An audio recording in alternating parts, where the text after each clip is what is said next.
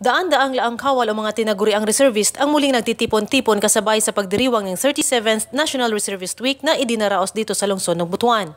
Sa temang laang kawal na naghahanda at nagsasanay tungo sa mapayapa, masagana at mulan na bayan, ang nasabing selebrasyon ay naaayon sa mahalagang kontribusyon ng bawat reservist bilang protektor ng sambayanan sa pamamagitan ng pagpapalaganap ng panloob na seguridad at katatagan ng bansa, partisipasyon sa panahon ng emerhensiya at pagsasagawa ng aktibidades tungo sa pangkalahatang kaunlaran. Ayon pa kay Colonel Manning Tawan-Tawan, Group Commander ng 15th Regional Community Defense Group o RCDG, na sa kabila ng pagharap sa mga hamon nito, muli niyang hinihikayat ang mga reservist na makilahok lalong-lalo na sa pagsagawa ng mga humanitarian at rescue services. Anya, ang RCDG ay isang joint force ng Navy, Philippine Army at Air Force.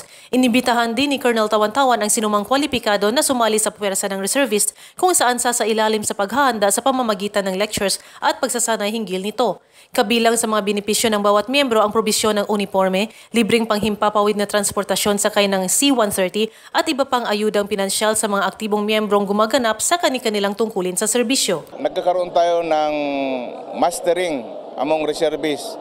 Bali, ini-encourage natin sila to participate and of course be ready to any eventualities, particularly on the humanitarian assistance and disaster response dito sa Caraga Region. Ang nasabing okasyon ay dinaluhan din ni Brigadier General Ronnie Evangelista, Deputy Commander ng Eastern Mindanao Command.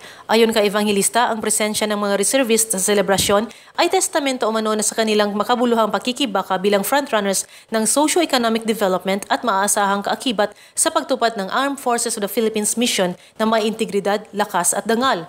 Ginanap naman ang isang pass-in-review bilang isa sa mga highlights sa closing ceremony ng nasabing selebrasyon.